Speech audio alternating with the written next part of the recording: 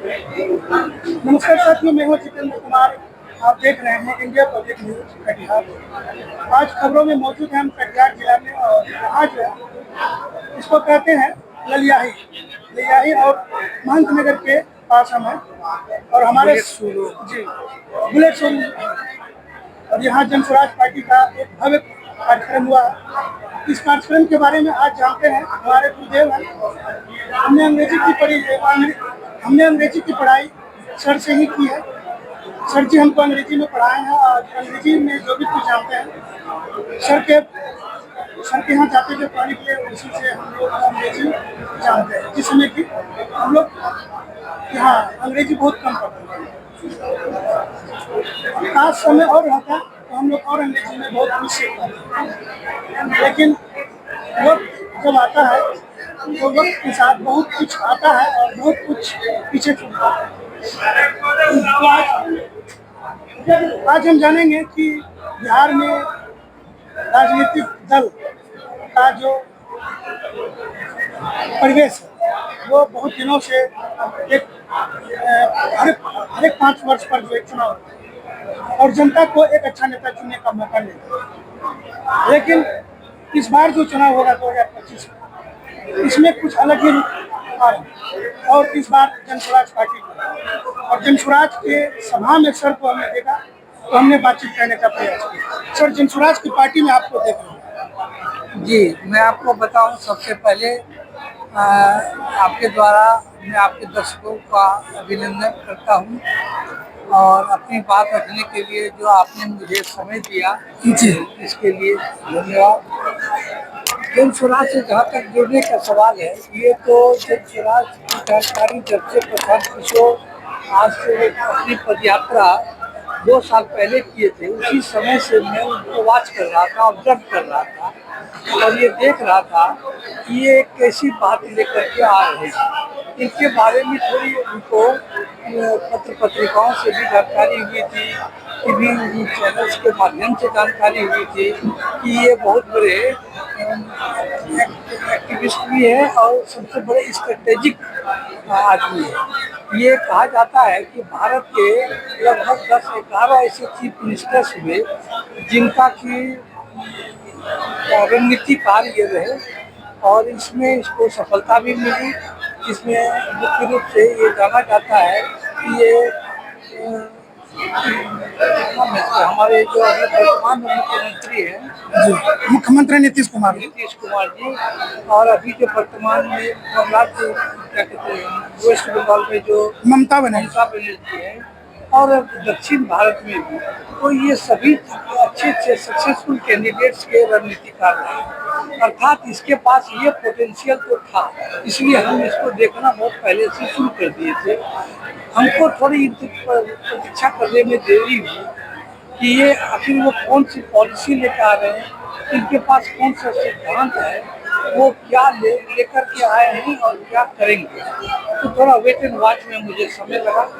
चलिए, आज संजोग से आप बहुत लोगों का बाइट सब तक ले चुके हैं, और जन स्वराज के बहुत विचारों से भी बिहार की जनता रूबरू हो चुकी है, लगभग लोग वाकिफ हो चुके हैं। तो चलिए, मेरा भी इसमें मन बना, और मैं लगभग अभी से 7-8 महीने पहले ही इसको ज्वाइन कर लिया था। मुझे अच्छा लगा था इनके विचारों को, इनके सिद्धांतों को समझ कर, इसलिए आप मुझे आज यहाँ देख पाए। अच्छा, जो प्रशांत किशोर जी जब कह रहे हैं कि बड़े बड़े नेताओं के पीछे प्रशांत किशोर जी का हाथ है, तो क्या वो नेता उनकी मदद से जो चुनाव में आते हैं, जनता से मिलते हैं और जनता उनको वोट करती है और वो सक्सेस हो जाते हैं, तो सक्सेस होने के बाद क्या वो नेता, वो लीडर जनता के लिए काम नहीं कर पाए, जिस कारण से कि जन स्वराज पार्टी के संस्थापक प्रशांत किशोर को सामने आना पड़ रहा है? कहीं न कहीं चेहरे पर उनका जो है कि आक्रोश भी दिखता है। आपने बहुत अच्छा सवाल किया है, और ये सवाल का जवाब भी सभी लोगों को बढ़िया से समझना होगा, इसको बारीकी से समझना होगा कि प्रशांत किशोर, मैंने अभी आपको बताया कि मैं इसको वॉच कर रहा था। प्रशांत किशोर एक व्यक्ति विशेष नहीं है, प्रशांत किशोर एक राजनीतिक सोच है। प्रशांत किशोर एक राजनीतिक दर्शन है। प्रशांत किशोर एक सामाजिक दर्शन है, यानी कि सोशल फिलोसफी कह सकते हैं। इस व्यक्ति को पॉलिटिकल फिलोसफी लेकर के आए हैं। तो इसलिए प्रशांत किशोर इतने कम समय में अपनी लोकप्रियता के ग्राफ को इस ऊंचाई तक ले गए हैं कि लगभग लग रही है कि इतनी बड़ी आंधी ये खड़ा कर रहे हैं और कर देंगे कि जिसमें कि सारे परंपरागत दलों के सारे लोगों की छुट्टी हो जाएगी। तो इसकी वजह क्या है, मैं आपको थोड़ा डिटेल में बताता हूँ, क्योंकि मैं शिक्षण से संपर्क में रहा, से मेरा अध्ययन अध्यापन कार्य रहा। तो मैं 35 वर्ष तक प्रोफेसर रहा, जिसमें कि हम अंग्रेजी साहित्य के प्रोफेसर के रूप में जाना गया और मैं वही काम करता था। बाद में मुझे 1993 में पीएचडी की डिग्री अवार्ड मिली, जो ह्यूमैनिटी पर मुझे मिली।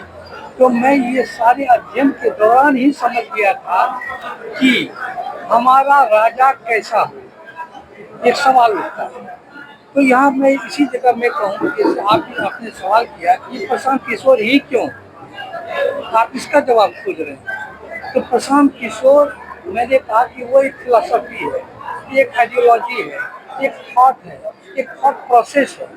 इसलिए तो ये हमने बहुत पहले पढ़ा था प्लेटो को, अरस्तु के गुरु के प्लेटो, और सब सुकरात के वो चेला थे।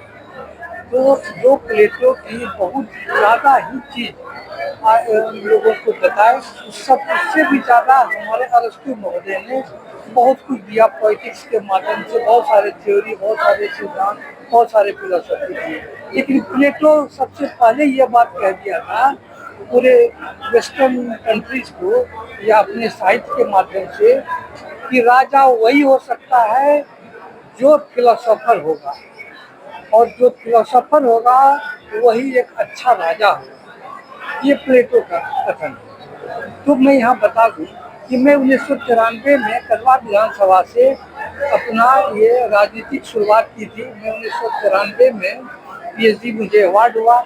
मुझे लगा कि मैं जब इतना हाईएस्ट एकेडमिक क्वालिफिकेशन ले लिया, स्कॉलरशिप का वर्ल्ड क्लास ले लिया पीएचडी, तो अब मुझे कुछ सोशल रिस्पॉन्सिबिलिटी जो है हमारी, उसको निर्वहन करने के लिए अपने क्षेत्र के विकास से जुड़े, उसके विकास के लिए जुड़े। इसमें हमारा सोच हुआ कि हम अच्छे मन से आए थे 1995 के राजनीति में, और उसके पहले हमने भी बहुत कोशिश किया कि मैं एक संगठन तैयार करूं, लेकिन मैं प्रशांत किशोर तो था नहीं।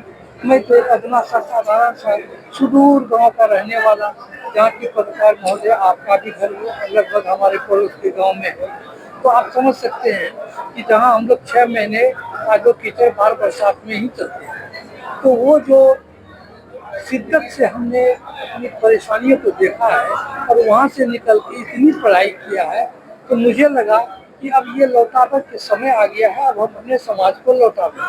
तो मैं प्रयास तो किया था, निश्चित रूप से मैं विफल रहा उस प्रयास में, क्योंकि मेरे पास वो पैरामीटर्स नहीं थे, हमारे पास वो संसाधन नहीं थे, हमारे पास उस तरह का मैन पावर नहीं था जो प्रशांत किशोर जी के पास था। तो मुझे प्रशांत किशोर अपना सेल्फ प्रोजेक्शन दिखता है, वो मुझे अपना रिफ्लेक्शन दिखता है, क्योंकि मैं जो चीज लेकर के आना चाहता था समाज में। जब हम लोग पढ़ाई करते थे सर, तो आप अक्सर ये बात बोलते थे कि कहीं ना कहीं जो सिस्टम है, सिस्टम में वो खामियाजा है, जिस कारण से कि हम लोगों का विकास नहीं हो पा रहा। जिस समय के प्रशांत किशोर की चर्चा भी नहीं थी, और उस समय लालू यादव की सरकार थी बिहार में। वही तो मैं कह रहा हूँ जी, तो सिस्टम क्या वही सिस्टम जो प्रशांत किशोर के पास है?